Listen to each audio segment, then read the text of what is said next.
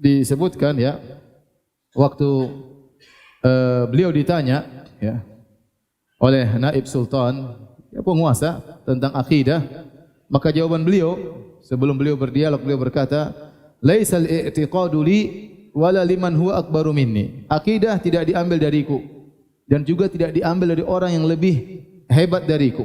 Bal i'tiqad yu'khadhu anillahi subhanahu wa ta'ala wa rasulihi sallallahu alaihi wasallam. Tapi akidah diambil dari Allah Subhanahu wa taala dan rasulnya sallallahu alaihi wasallam. Wa ma ajma alaihi salaful ummah, dan apa yang disepakati oleh para salaf dari umat ini, orang-orang saleh terdahulu.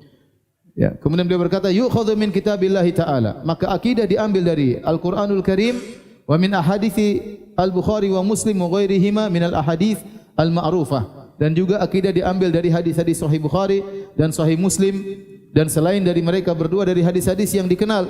Wa ma thabata an salafil ummah, dan apa yang diambil dari para salaf terdahulu.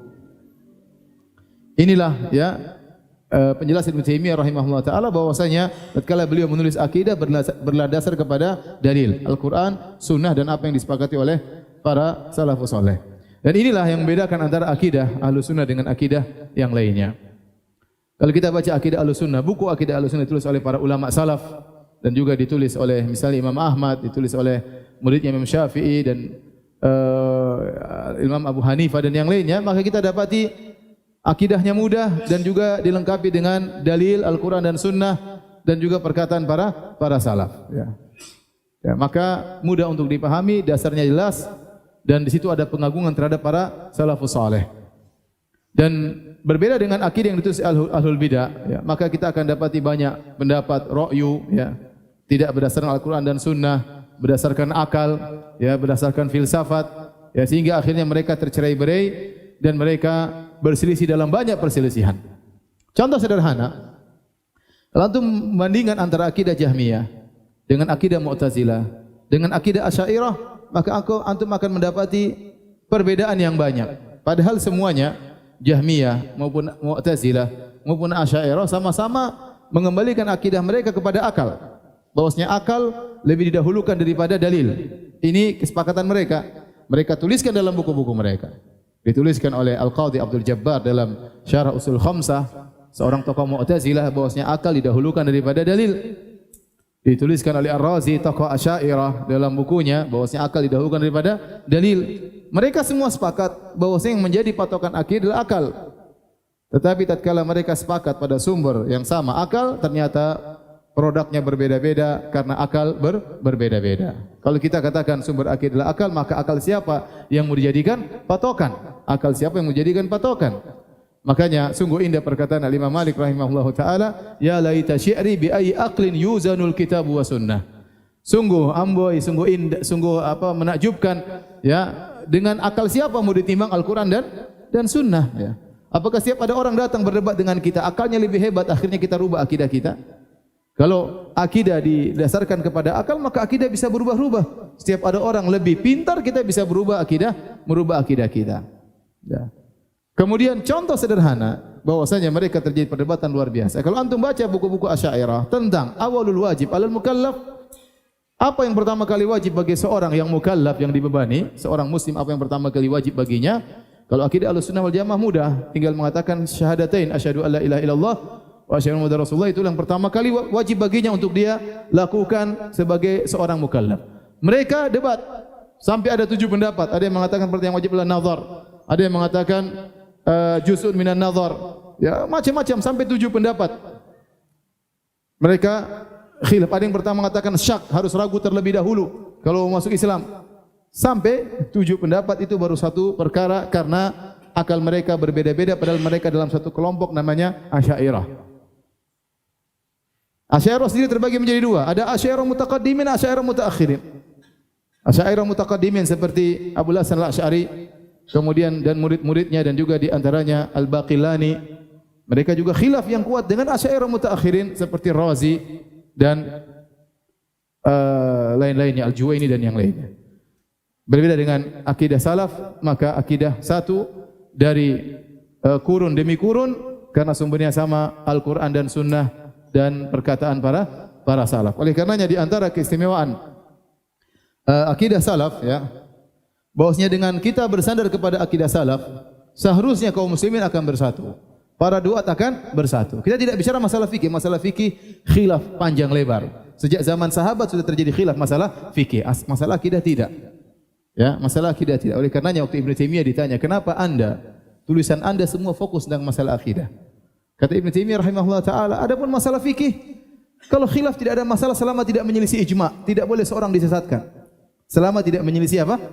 Ijma'. Ini perkataan Ibnu Taimiyah rahimahullah taala.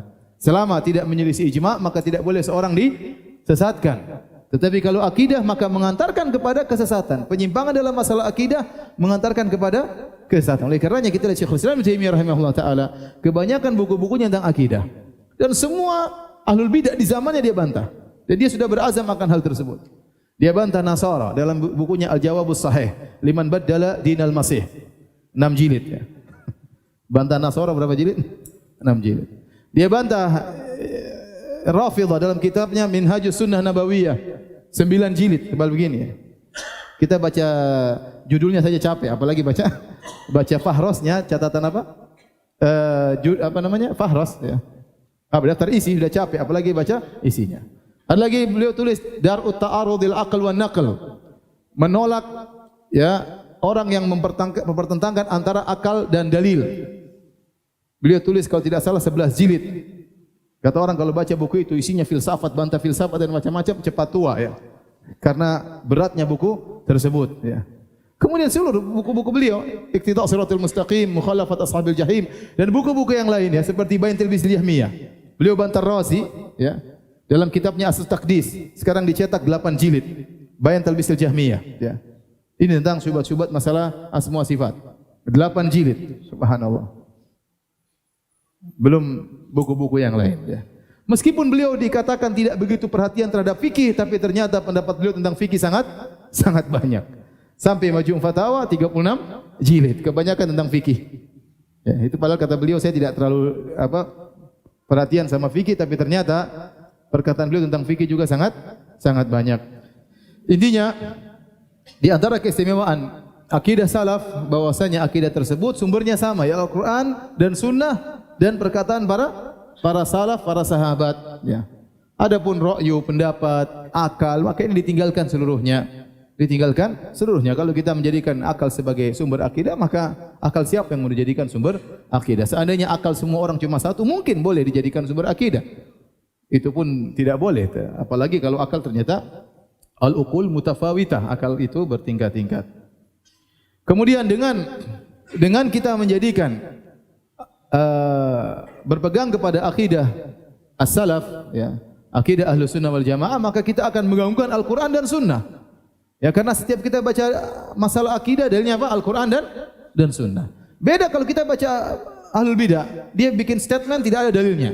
Terkadang dia bikin statement dalilnya Al-Qur'an dan Sunnah, dia takwil semua. Oh ini maksudnya bukan begini. Oh maksudnya bukan begini. Oh maksudnya bukan begini. Akhirnya kita jadi ini kok begini? Dalil kok diginikan semuanya ya. Contoh sederhana. Dalil-dalil tentang Allah di atas sangat banyak ya.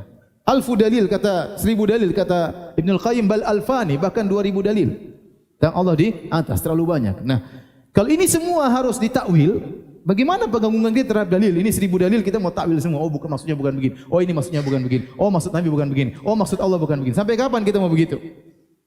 Mana penggabungan kita terhadap Al-Qur'an dan Sunnah? Mana firman Allah Subhanahu wa taala, "Fa in tanaza'tum fi syai'in faruddu ila Allahi war Rasul." Kalau kalian berselisih tentang suatu, kembalikan kepada Allah dan Rasulnya. Sementara ada 1000 dalil depan kita, semuanya kita takwil. Oh maksudnya bukan begini. Oh maksudnya bukan begini. Oh maksudnya bukan begini. Sementara Nabi tidak pernah mentakwil.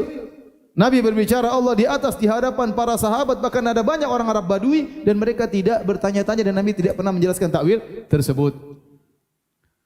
Oleh karenanya orang yang pelajari akidah Ahlussunnah, maka dia akan mengagungkan dalil Al-Qur'an dan sunnah Nabi sallallahu alaihi wasallam. Dan dia tahu bahwasanya akal harus tunduk kepada dalil tersebut. Kemudian juga yang ketiga, dia akan mengagungkan para salafus saleh. Karena dalil dari akidah Ahlussunnah wal Jamaah selain Al-Qur'an dan sunnah juga perkataan para salaf. Kita akan dapati akidah ditulis Imam Bukhari, akidah ditulis oleh Imam Ahmad, akidah ditulis oleh para salaf yang lainnya ya. oleh murid Syafi'i misalnya Al-Muzani, sehingga kita melihat ini akidah yang sangat luar biasa ditulis oleh para ulama terdahulu yang mensarikan dari Al-Quran dan Sunnah, mereka tuangkan dalam akidah mereka yang mereka tulis, sehingga mau tidak mau kita mengagungkan mereka karena kita tahu silsilah akidah kita ambil dari mereka. Dari mereka ke Al-Quran dan Sunnah, dari sahabat, kemudian dari Nabi sallallahu alaihi wasallam, dari Al-Quranul Karim, ya. Tetapi kalau kita sudah tidak berpegang dengan akidah salaf, maka salaf ngomong gini, kita pendapat lain. Ya, imam ini bilang begini, kita milih pendapat yang lain, sehingga pengagungan terhadap sahabat, terhadap para salaf menjadi berkurang. Ya. Dengan meyakini akidah salafus saleh membuat kita mengagungkan dan mengikatkan diri kita dengan para sahabat. Ibnu Mas'ud berkata radhiyallahu ta'ala anhu, "Innallaha nadhara fi qulubil ibad." Sungguhnya Allah melihat kepada hati-hati manusia. Fa wajada qalba Muhammadin khaira qulubil ibad. Maka Allah mendapati hatinya Nabi Muhammad sallallahu alaihi wasallam adalah hati yang terbaik. Fastafahu li nafsihi, maka Allah pilih Muhammad untuk dirinya. Fabta'athahu bi risalatihi. Allah kirim Nabi Rasulullah sallallahu dengan risalah, yaitu Al-Qur'anul Karim, dan diangkat menjadi rasul. Summa nazara fi qulubil ibad ba'da qalbi Muhammad. Kemudian Allah melihat kepada hati-hati manusia setelah hatinya Muhammad sallallahu alaihi wasallam. Fa wajada quluba ashabihi khaira qulubil ibad. Maka Allah mendapati hati-hati para sahabatlah hati-hati yang terbaik. Faja'alahum muzara'a nabiyyi, maka Allah menjadikan mereka penolong-penolong nabinya, para sahabat. Yuqatiluna ala dinihi, dan mereka berperang membela agama Muhammad sallallahu alaihi wasallam. Fama ra'al muslimuna hasanan fahuwa indallahi hasan, maka apa yang dilihat oleh kaum muslimin itu para sahabat sesuatu yang baik, maka di sisi Allah juga baik. Wa ma ra'ahu sayyi'an fahuwa indallahi sayyi', dan apa yang dilihat oleh para sahabat suatu keburukan, maka itu adalah yang buruk juga di sisi